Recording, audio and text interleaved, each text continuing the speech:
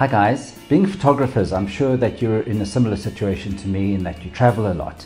I've been fortunate that I've actually lived in 3 different countries while I've been on my travels, and I always find that going to a new place is really exciting at first, especially photographically. You're seeing things that are new and fresh and you can't wait to grab your camera and capture that stuff. As far as living there is concerned, it also seems some countries seem bigger and better, some seem a little more natural, some the people seem nicer.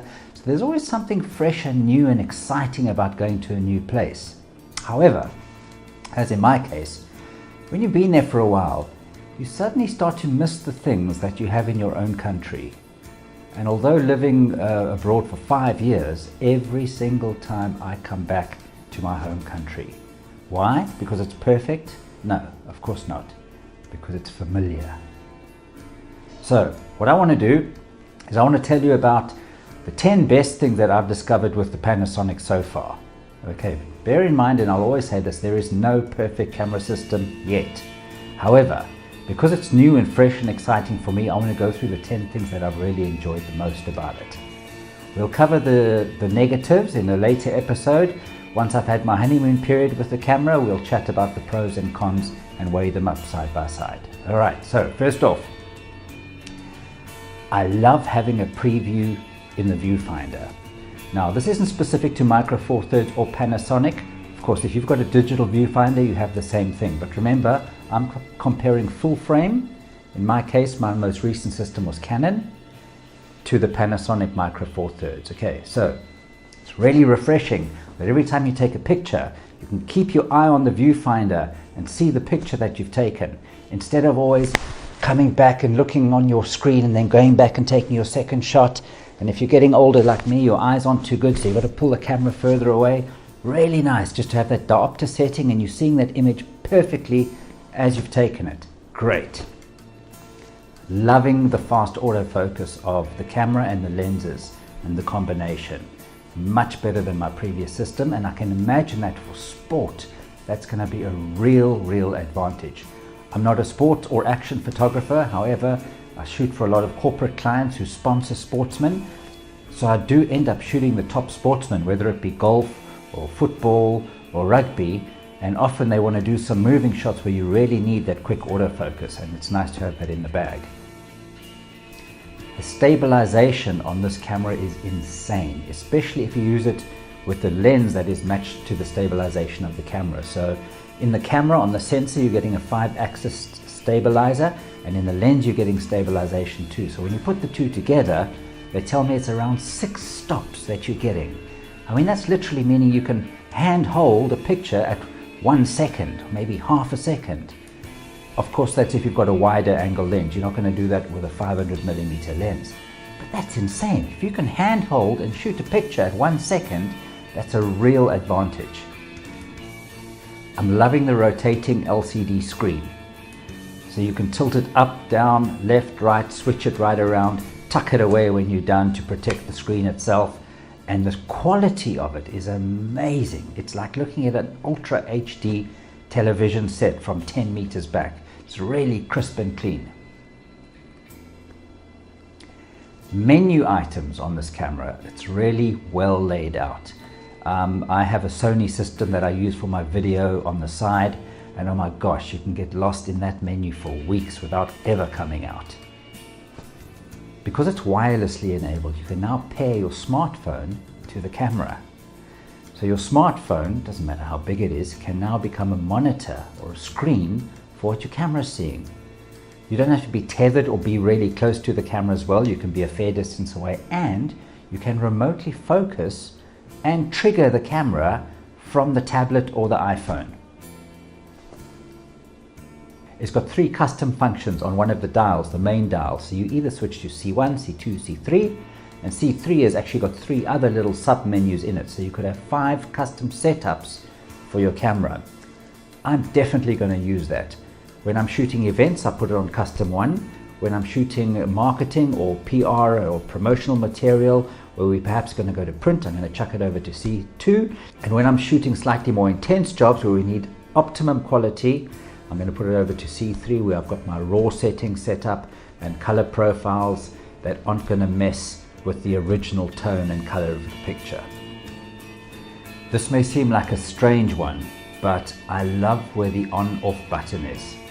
So I used the Nikon D800 series for a long time, and that had the on-off switch right by the shutter release on the front, top front of the camera. Then when I moved over to Canon, it's got that kind of awkward lever on the back of the camera that you've got to search for every time you want to turn it on and turn it off. And it's really easy. You pick the camera up, your shutter release is there, and your on-off button is right in front of it. Really useful. Touchscreen LCD. Okay, that's not something I'm going to use a lot. I like pushing my way through a menu, left, right, up, down, scroll. However, when you need it, it's there and it works really nicely. And there are some good applications. For instance, if you're wanting to autofocus in stills mode or in movie mode, you can just tap the area on the screen that you want it focused on, and then you can start shooting by tapping on the screen as well. I'm really enjoying the size of the gear. As I said, I travel a lot, and it's nice to have a bag that's half the weight it used to be. And when you get to the bigger lenses, like the 300mm, which is now going to convert to a 600mm in DSLR, it's going to be a massive, massive improvement. So I'm talking to you sports guys out there. I really think that you guys need to start looking at the system, especially the action guys. I really think it's something that you could sink your teeth into. Just to clear up any confusion, that 80 megapixel mode that I really will be using a lot, especially the raw version of it, it's not a slow manual process at all. It's a really quick process that is automated in the camera body. So as I said, you need to set up on a tripod, you need a still scene. It doesn't have to be still. If it's a night scene where you're shooting 10 seconds, there is software that's going to help you to integrate the movement in the frame with having a good image. But it's like a 4-second process. You literally flick over a lever or push a function button, it goes onto the mode, you hit the shutter release, you can hear the sensor moving around 1 and 2 and 3, and by 4 and it's already processed the image in the camera. You don't need to do any stitching or overlaying. It's done for you, and it sits there right next to your other images to be able to be pulled off the card. So look, it's not perfect. Would I prefer an 80 megapixel image that's shot one-off so I can shoot moving subjects or shoot it without a tripod? Of course I would.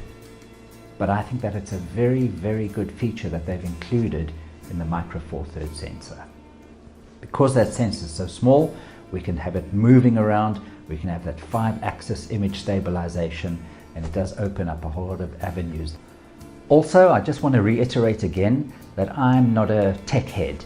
I'm not into pixel counts. I'm not into specific resolution of lenses. I'm not into doing comparisons of 10 types of bodies next to each other. To be honest, I don't have the time. I need a system that can work for me. There are bells and whistles, yes, but I'm not concentrating on the bells and whistles. I want to be able to do a job, get in, do a job, get out, hand it to my clients for them to be happy and for me to have been happy throughout the process. So when I think about what I've shot with in the past, when I started shooting on 35mm film, I used the Olympus OM4 system. Then for film, I switched over to Nikon. When digital came around, I stuck with Nikon. Then I moved to Canon for many, many years. Then I moved to Sony. So I've experienced a lot of different systems, and in the field, you know which ones work better than the others. And I'm hoping to show that this system for myself in the field is going to be a win-win situation. As professionals, bells and whistles aren't always important for us. We just need to get in and get the job done. For instance, this video that I'm shooting now, if we zoom out a little bit, you'll see that I'm shooting into a mirror. And why is that? Because I needed a little more distance between myself and the camera, and I'm wanting to look on the back of the LCD screen to see what I'm recording. Plus, I'm tethered to the camera with a mic cable, and it's a short one, so it's easier for me to have the camera next to me. So just another way of, we just want to get in, have a situation where we get the job done and move out. Just need to say to you that I'm not being paid by Panasonic to do this. In fact, I'm not even looking for followers. I've been in the industry for 25 years and I've got a lot of guys around the country. who I network with, and I honestly want to give you guys just to open your minds and let you see and walk with me through this experience to see what's good for you, to see what doesn't work for you. Now, bear in mind, there's certain styles of photography that I would say do not go with the system. If you're shooting high-end advertising and you don't need to shoot video at all, don't go for the system. Stick with your Hasselblad, with your Phase 1 back. That's going to give you brilliant quality and it's going to serve all your needs. The type of photography I do is for corporates. It's kind of get up and go, catch the moment. There's something happening, someone sponsoring something, an event. You need to get there, you need to cover the entire event. Someone's branded some fashion items. You need to get into a studio. We need to shoot these items. We've only got an hour. That's the style of work that I do. And my clients recently have been wanting to shoot a fair amount of video with me, which I'm really enjoying. So for me at this stage, I'm still so happy with what the system is offering me. You need to tailor make it according to how you shoot. I think for certain genres of photography, it's going to be fantastic. For some, it won't work. So keep watching these episodes and we'll walk through it, and you'll be able to make up your mind at the end of the day whether the system may be for you or definitely is not for you.